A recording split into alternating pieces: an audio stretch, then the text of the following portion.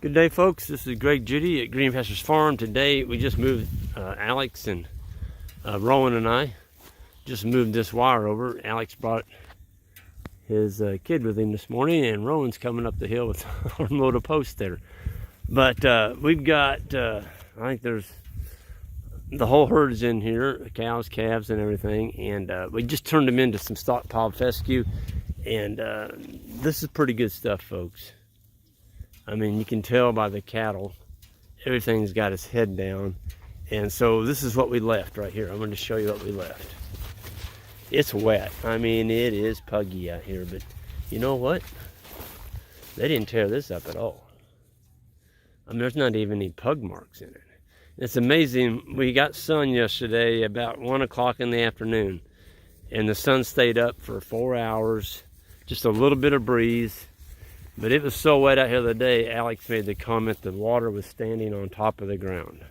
It wouldn't, in other words, it's so saturated the water wouldn't even soak in. So just a little bit of sun and some wind, you know, my gosh.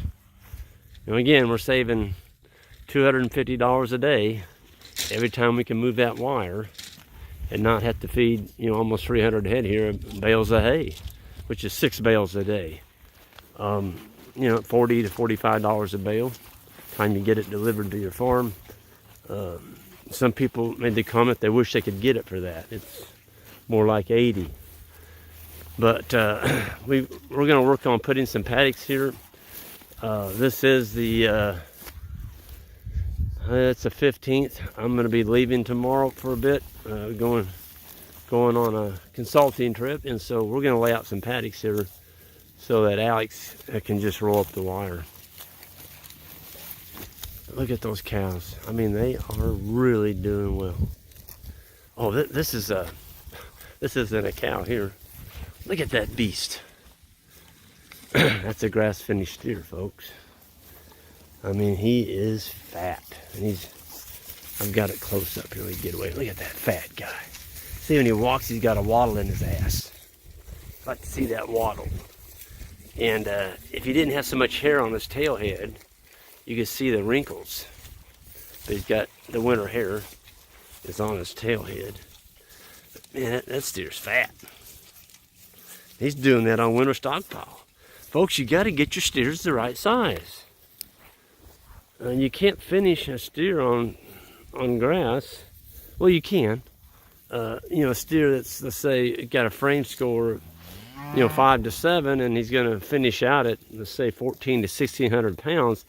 Man, that's a lot of grass. What can happen to an animal between the time it's born and the time you process it? It can get hit by lightning. It can just, sometimes they just die. And so your investment is at risk the longer it takes to get your animals finished on grass. You can have another one eating grass and getting it finished. So that steer there, he's not even 2 years old yet. Look at that.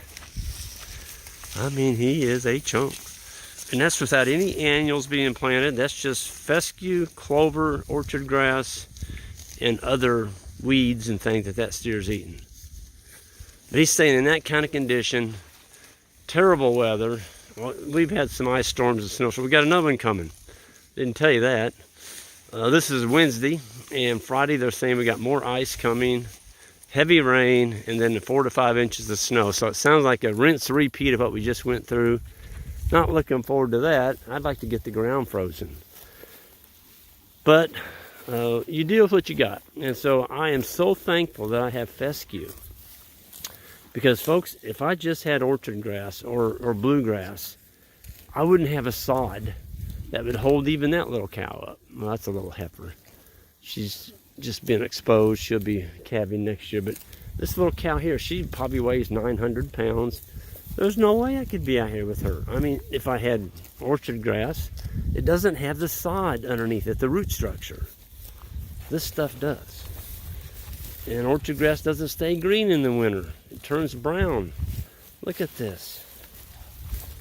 I mean, these cows are getting some pretty darn good forage, and the really good grazers are getting some of that. They're getting a Snickers bar with their forage this morning. Snickers bar meaning clover, red clover. Yeah, there's some more clover. You know, it's been here And the cows, they would a lot rather be eating this green stuff than chewing on a bale of dry hay. But the biggest thing is, folks, our cattle. Do you see any mud on them? Look at that. Is there any mud on that animal? Good looking bull, by the way. A young bull. There's no mud on him. You go look at these people that have put them up in a sacrifice paddock and they're feeding them hay. You can't even tell they're a cow hardly. They look like a mud dauber.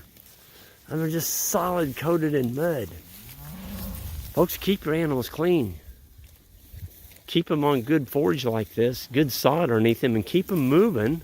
They don't get mud all over them. It's a lot easier for them to stay warm in the wintertime. They don't eat as much. Plain and simple. That's just good animal husbandry. But we've got some really nice stockpile in front of these animals, and with that snowstorm coming and the ice, we may be, we've got some insurance up there. I told you that's what it is. We've got some hay up there. But, if we can get the snow on the ground and then a little bit of ice on top of the snow, that's not too bad. But when you get the ice first, and the ice freezes your forage blades, where all the forage leaves are coated in ice, you're pretty much done grazing until that ice thaws off of there. I explained that because when you step on it with the cows, they just stomp it on the ground. They don't get to hardly eat maybe a 1/16 of it. So to me, it's a lot more economical to feed hay for a day or two, let that ice melt off, and then go back and start grazing again. Folks, winter stockpile is worth a lot of money.